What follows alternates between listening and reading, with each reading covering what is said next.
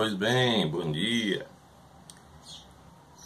Eu não sei que horas você está assistindo esse vídeo, mas estou aqui tomando meu chimarrão pela manhã. E felicíssimo com o vídeo que acabo de assistir, de um amigo que me mandou, falando sobre o conteúdo do suposto acordo entre Bolsonaro e o esquerdismo brasileiro, o esquerdismo chinês. Pois bem, eu vi se o vídeo que ele me mandou é verdadeiro. Eu vi pela primeira vez um presidente na história dessa nação agindo como rei, não é? E isso é um princípio divino a que o nosso presidente está retornando.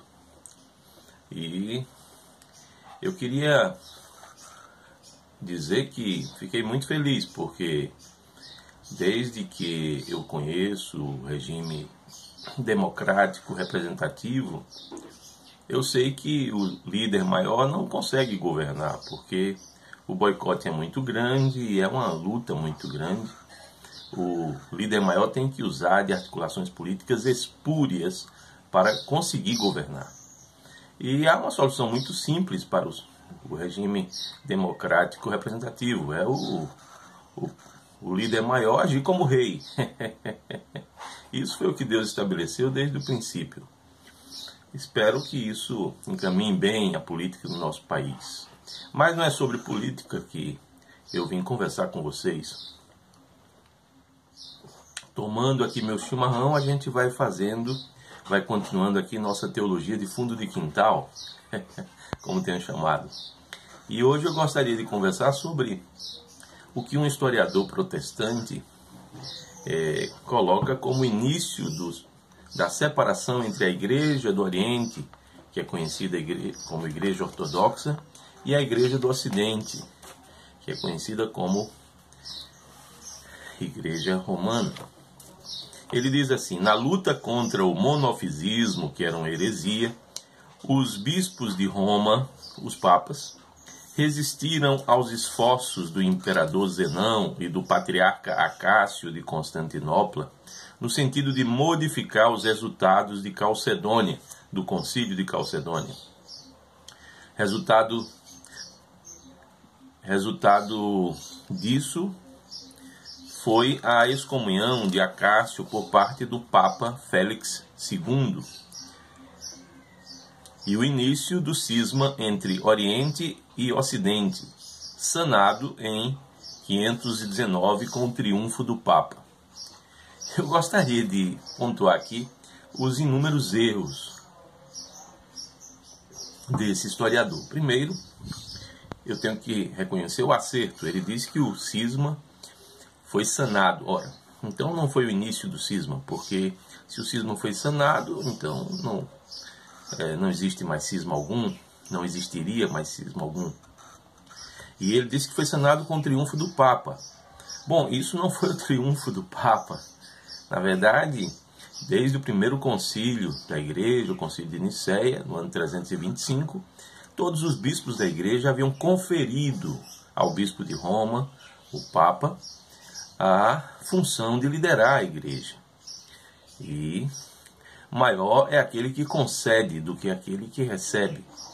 E, portanto, o conjunto dos bispos era maior do que aquele bispo que recebeu do conjunto dos bispos a função de liderar a Igreja.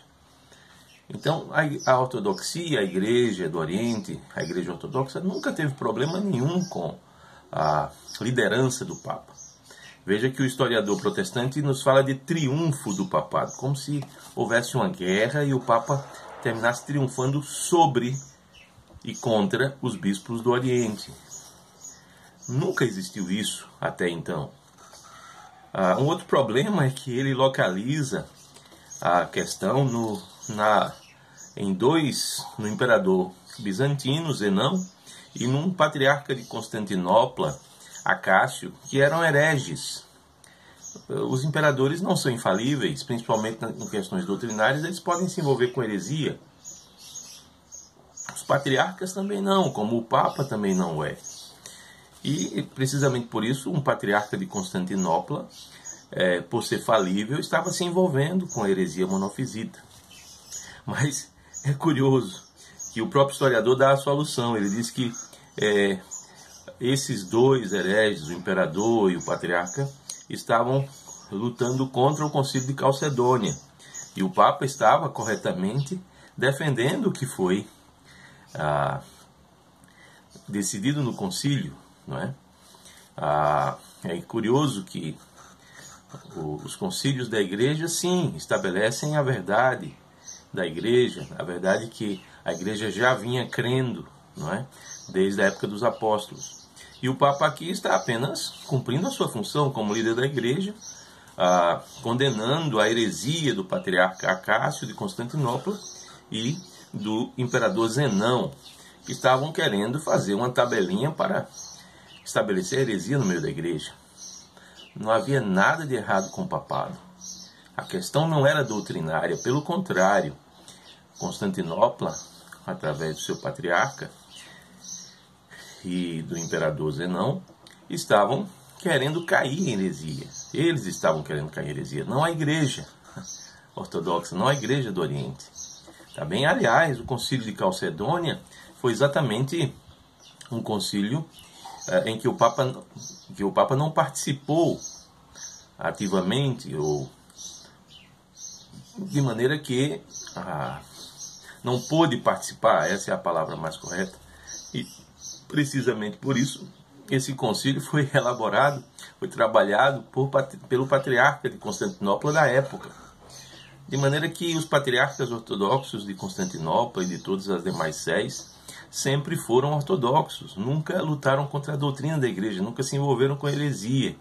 Quando um patriarca, mesmo que seja um patriarca, se envolve com heresia, ele precisa ser, sim, excomungado da igreja, porque isso pode macular a santa doutrina do Evangelho do nosso Senhor Jesus Cristo.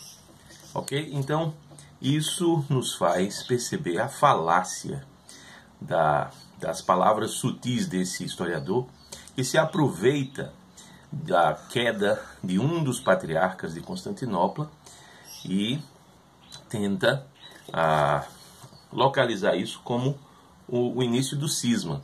Deixa entender que a igreja do Oriente era uma igreja herética, cismática, e sem nem saber ele termina reconhecendo que o Papa estava do lado da verdade, não é?